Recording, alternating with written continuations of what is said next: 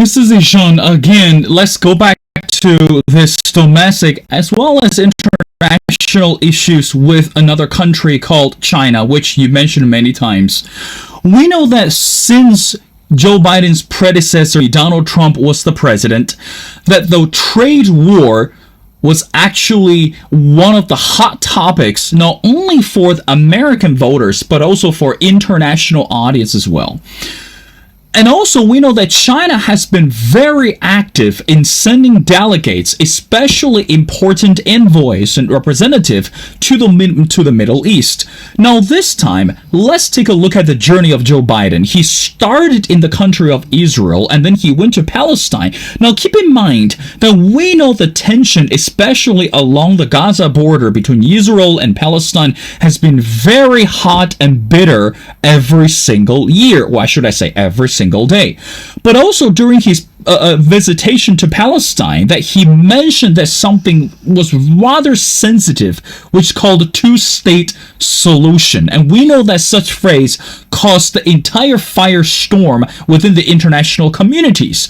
And then he moved on to Saudi Arabia. Now keep in mind, China, as I mentioned before, has always been interested in generating noises and building allies and partnership with the Middle East. So, Mr. Zeeshan, my next question is, again, not only for Joe Biden, but also for the U.S. government, how much credibility does the government have today? So, in other words, how much can the countries in the Middle East, for example, Israel, Palestine, Saudi Arabia, again, many more, could trust the U.S. it's able to bring peace or at least do some effective work among the countries today or in the long run? Help us. I mean, the Middle East is always going to be very tricky for the U.S. Because it has to contend with the infamous legacy of the Iraq War and, decades of unpopularity. But Palestine is not exactly a change of policy as far as Biden is concerned. I mean, for decades, American presidents have been talking about, the two-state solution. Donald Trump moved the needle a little bit away, by building the embassy in Jerusalem. That's and right. Essentially pivoting towards Israel. But Donald Trump was not, explicitly against a two-state solution either. It's just that he probably did not speak up for Palestinian rights quite as much as Barack Obama or Bill Clinton or Joe Biden have done. But it's not a significant change in policy, so to speak. I think what has been a significant change in policy, particularly in the post-George W. Bush years, is that America is in a sort of a withdrawal mode. At one point in time, America was essentially giving itself the role of playing the balance of power policeman, trying to make sure that there is a balance of power between different factions and groups in the Middle East. After the Iraq War and the debacle of the Iraq War, essentially, the mood changed essentially not just in Washington but also across the U.S. And Barack Obama and Donald Trump and Joe Biden, all of them have essentially been following a template of withdrawal from the Middle East in particular. The pivot to Asia in some sense and giving more importance to China, etc., was a part of that. It was essentially arguing we've spent too much of time and money in the Middle East and also lost a lot of lives in the Middle East. We're not going to get anywhere. China is the next great challenge, and so why don't we just shift focus to Asia and the Indo-Pacific? And so essentially that was the big major policy shift, I think, as far as America was concerned.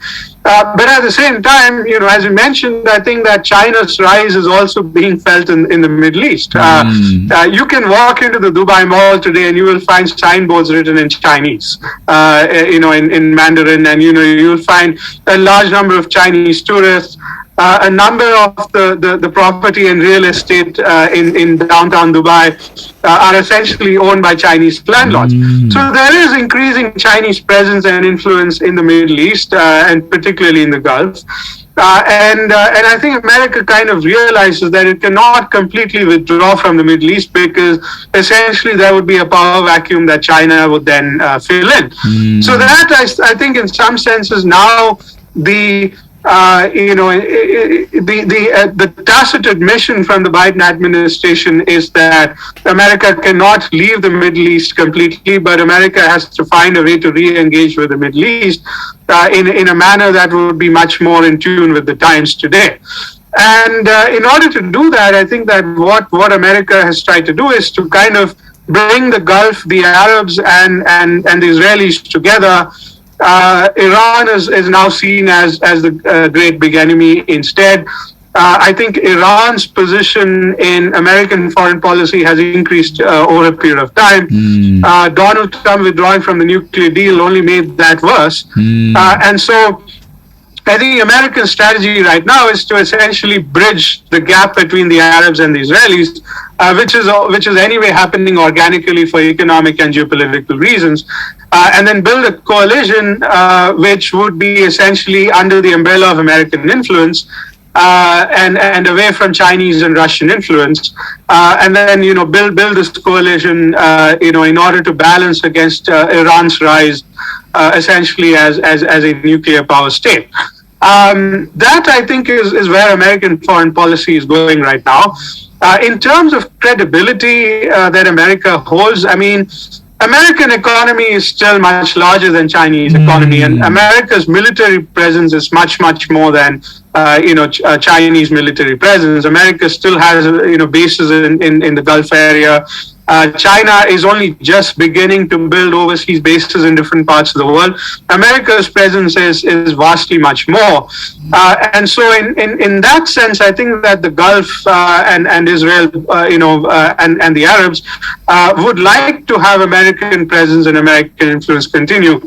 If for nothing else, then at least to ensure national security interests and counter the threat, emanating from Iran, which is not something that China would really be able to do. China can perhaps fill in with trade deals and investment deals and all of that, but militarily speaking, I think America is still the preeminent power. So whether they like it or not, I think the Arabs, and the Israelis are essentially, beholden to any American administration, and would have to go with what Washington wants. But at the same time, they're certainly going to try and balance American influence with economic deal making with the Chinese. But Mr. Zeeshan, let's put ourselves in this reality today that the relationship between China and Iran today, keep in mind, for Mr. Wang Yi from the Chinese government was sent to Iran a few years ago, or to be precise, I guess last year, to visit the representatives and also the Iranian government. Again, during that visit, it was rather crucial for China and also for the country of Iran. But meanwhile, if you look at another side of the story, the younger generations in Iran, especially belong to the Islamic groups, they were chanting death to America every day on the streets, and we've seen throughout the social media, those Iranians, they were burning the American flags and they were escorting out the American citizens out of the country, and also especially part of the American NGOs. Now, with that said, I want to know that if the Joe Biden's or American government's policy can be effective, now don't you think it's better that for the U.S. to leave Iran alone for a while, despite the fact the Iranian government could develop nuclear weapons secretively? But at this moment, isn't it more crucial for the U.S. government to focus on building more allies in terms of making more friends? What do you say to that? That's going to be very difficult, particularly in the Middle East where everybody hates each other. At this point in time, I think Iran's nuclear program is widely accepted as a threat by American allies in the Middle East, Israel and the Gulf in particular. I mean, you had a situation a few years back, I think in 2019, where, missiles were launched into oil facilities in Saudi Arabia. And some people believe that came from Iran. Others believe that it was simply financed by Iran. But Iran's hand in that was, by and large, pretty clear. And so in that sense, I think that for America, it's very important to keep a balance of power between Iran and its rivals in the Middle East, lest it blow up into a full-blown confrontation. And for as long as America is militarily involved, or to put it differently, there is a threat of American military intervention. I think that there is a higher possibility that Iran and its rivals would not go into full-blown war. But in its absence, I think that there is a in America's absence, there is a higher likelihood, I would say, of instability and conflict in the Middle East. As ironic as that sounds, given the Iraq War and all of that has happened, it is very likely that the Middle East would be more unstable if America were to withdraw completely. But I think at the same time, America made a huge mistake in pulling out of, or Donald Trump, I should say, made a huge mistake in pulling out of the Iranian nuclear deal. Because Iran was under a period of transformation at that point in time. I mean, I think Iranian people and Iranian society are much more globalized than most people in the West realize. And so when the nuclear deal, you mentioned that the Iranians were out on the street protesting and burning American flags. But when the nuclear deal was signed under President Obama, Iranians took out to the streets with American flags, actually waving them and celebrating it, and essentially hoping for a new era of economic engagement with America and the end of the sanctions regime. And I think that Iran and the Middle East and the world were moving towards that. There was no evidence that Iran was during that period of time building a nuclear weapon. And for Donald Trump to come in and essentially reverse that period of progress was a huge strategic mistake as far as America is concerned.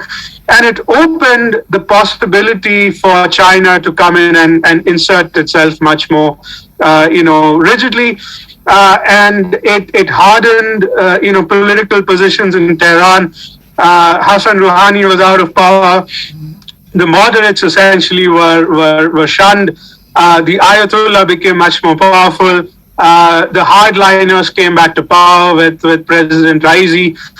So there was a tectonic shift essentially in Iranian politics at that point. I mean, I think that young Iranians who had hoped for a return to globalization and who had hoped for more engagement with America, they felt much more let down. They felt betrayed essentially, and it definitely hurt America's credibility, not just in Iran but also around the world. Because now all of a sudden everybody's thinking, well, if one president can come in and overturn a treaty, then what is the meaning of the treaty at all? So in many ways that had hurt America's credibility tremendously and weakened America's position in Iran and in the Middle East. Some might argue that Donald Trump's hardline stance helped bring Israel and the Arabs together, because now all of a sudden America was much more of a friend to Israel and the Arabs. But, I think that would have happened either way, because there were several economic and other factors that brought the Israelis and the Arabs together anyway. And more important, I think, to the region and to American foreign policy interests was to stop Iran from getting a nuclear weapon, and that's what the nuclear deal was actually doing. And at the same time, it was also building America's credibility within Iran, and was buying it goodwill within Iran, which was actually weakening the Iranian regime. So in many ways, I think that was a huge strategic drawback, and America is in some sense trying to pick up the threads again from there. But it's going to get much harder now, because there is a much more hardline regime in Tehran. China is much more strongly involved in Iran. Essentially, the Middle East is far more polarized today, and it's going to be very difficult for America to bring it back to that track.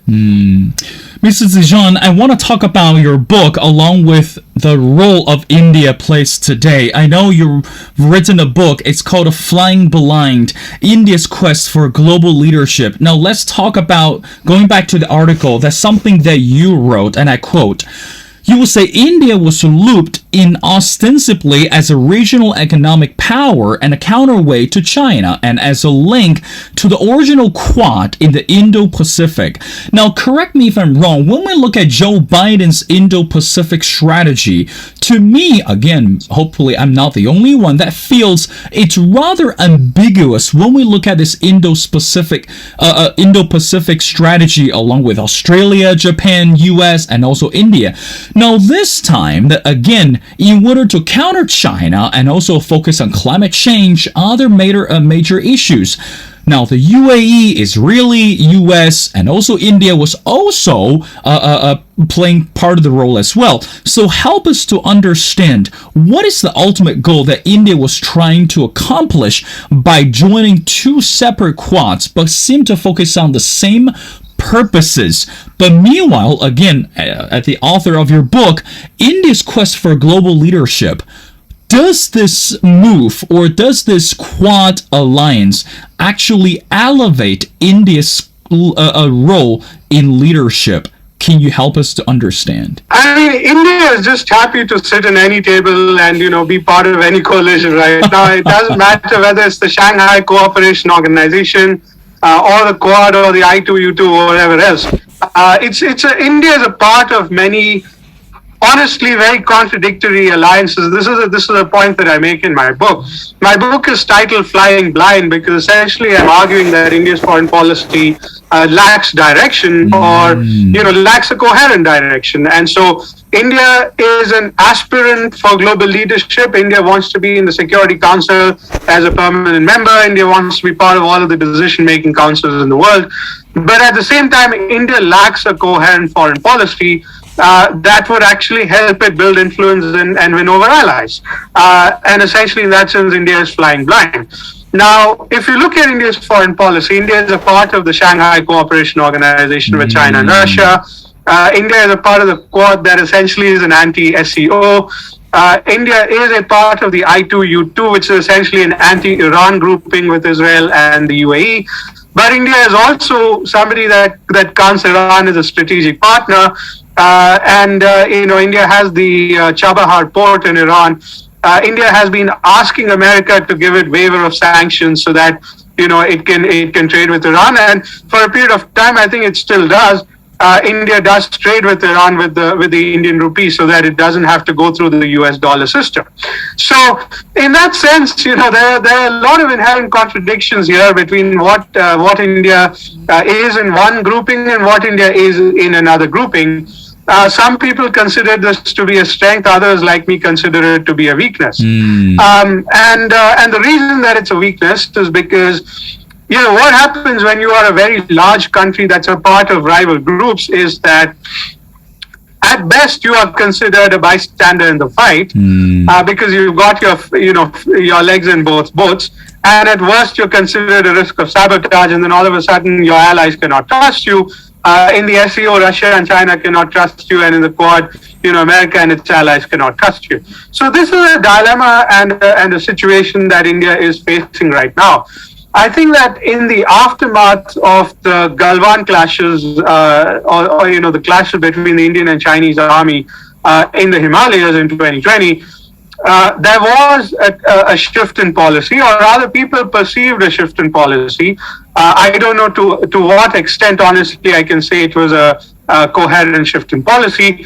But after those clashes, people expected India to become much more anti and much more virulently anti-China. And America, I think in particular, expected India to become a much more reliable partner against China. You saw that in the aftermath of those clashes in 2020, India all of a sudden took a much greater interest in the Quad. And then when COVID-19 was going on, India positioned itself as a vaccine diplomacy alternative to China. That didn't go very far because of India's own second wave and, various missteps. But India did show a desire at that point in time to try and position itself as a counterweight to China, at least in the Asia Pacific, at the very least in South Asia. Because India started to believe that China cannot be relied upon to ensure security on the border, essentially in the Himalayas. So in some sense, China made itself an enemy to India rather than India perceiving China as an enemy at that point in time. But, these clashes have happened in the past. Of course, the 2020 clashes were unprecedented in the sense that bullets were fired for the first time, and people lost lives as a result.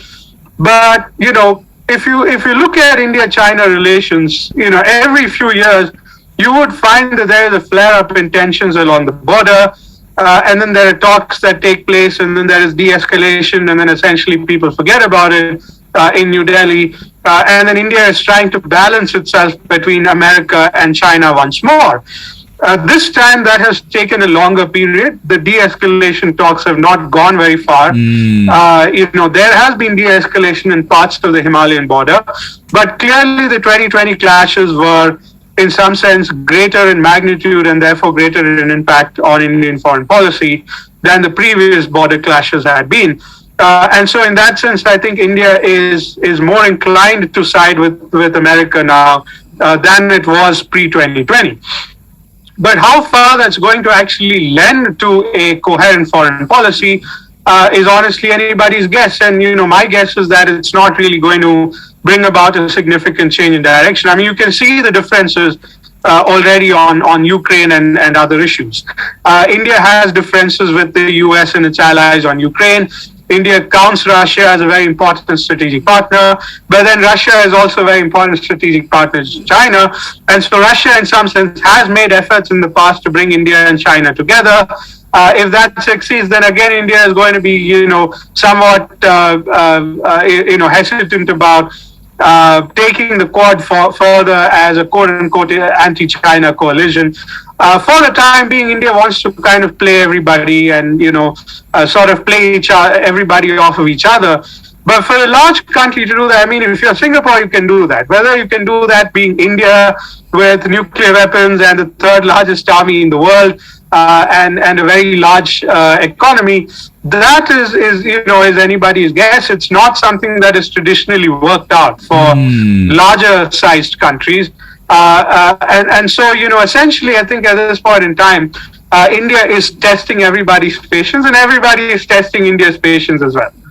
Well, Mr. Zeeshan, I think that's a very, very how can I say, reasonable way to say it. If India is trying to test the patience of everybody, well, surely India already received the answer from the US, and hopefully that India is going to hear the answer or any confirmation from China. But now, keep in mind, again, that's something that you mentioned before. India is actually playing such a significant role economically and also politically in many organizations. But recently, India has been very active in pushing this economic agenda as a member in BRICS. Again, BRICS, that includes China, that includes Russia and also South Africa. India was involved as well. So my next question to you is, do you think, again, as you mentioned before, you might put it in a very humorous way, but at this moment, is it too much for Indian government to bite in terms of enhancing or expanding its allies? Because we know that the relationship between US and China today is still in this cold deadlock. So in other words, neither of the side is willing to give up, is willing to make a compromise, despite what the international experts believe. Again, as a journalist that travel internationally, I still believe that none of the side is willing to compromise at this moment. Now, India is caught in the middle if, hypothetically, I want to be careful right here, if India is trying to bring much closer relationship with the US by being this part of the Quad and being part of this I2U2, don't you think that India is actually putting himself in jeopardy with China in the long term? Because ultimately, there are more organizations which both India and China involved rather than India and US partnership. What do you say, Mr. Zeeshan? In my book, I say that there is a fundamental clash of, I don't want to use the word values, but that's the best way to put it, between India and China.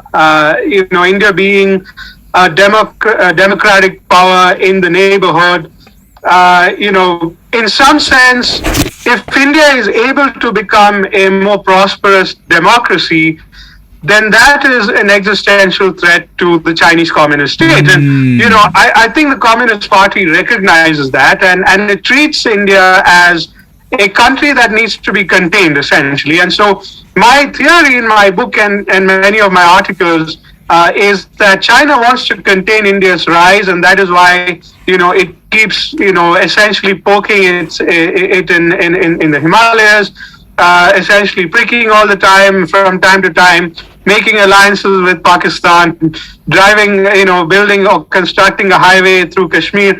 All of these things are meant to essentially keep India preoccupied in the Himalayas so that India cannot play a more proactive global role.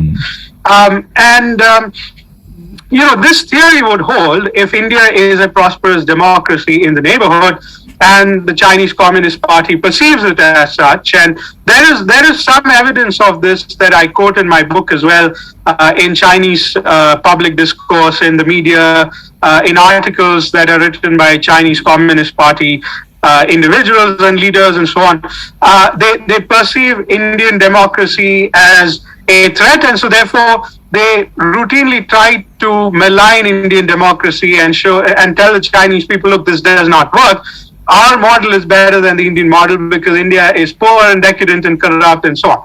Now, if India, ceases to be poor, decadent and corrupt, at least in the Chinese perception, then all of a sudden Indian democracy is a huge existential threat to the Chinese Communist Party. And so therefore India's rise needs to be essentially contained. This is my theory. Now, in more recent times, unfortunately, Indian democracy has been backsliding. There have been more authoritarian tendencies within Indian politics. There has been polarization and majoritarianism. There has been oppression of minorities. There have been human rights violations and what have you. And so what this has done is that it has actually brought a clash of values now between India and the United States as well. I mean, for the last about 20 years or so, you've heard about this convergence of value between India and the United States, and to a very large extent it was true. I've written about it in my book as well. I've said that in the long term, if India remains a secular liberal democracy, then it will want a lot of the same things that America wants. It will want a lot of the same things at the UN, at the World Bank, at the IMF, and all these other institutions. And so India and America will collaborate much more. But now with the human rights violations or concerns of democratic backsliding in India, you've suddenly gotten a lobby in Washington that's actually speaking up against India. You've got people in the US Congress that are asking questions about Indian democracy and talking about people getting put in jail and people being lynched to death for eating beef and all of these other things. And so I think in some sense, there are questions now that are being asked in Washington about whether India is a country that is really on the same page as we are. Yes, they see China as a threat and so therefore we can collaborate. But is India really going to be a reliable ally beyond that? Is India really going to be a reliable ally in global governance?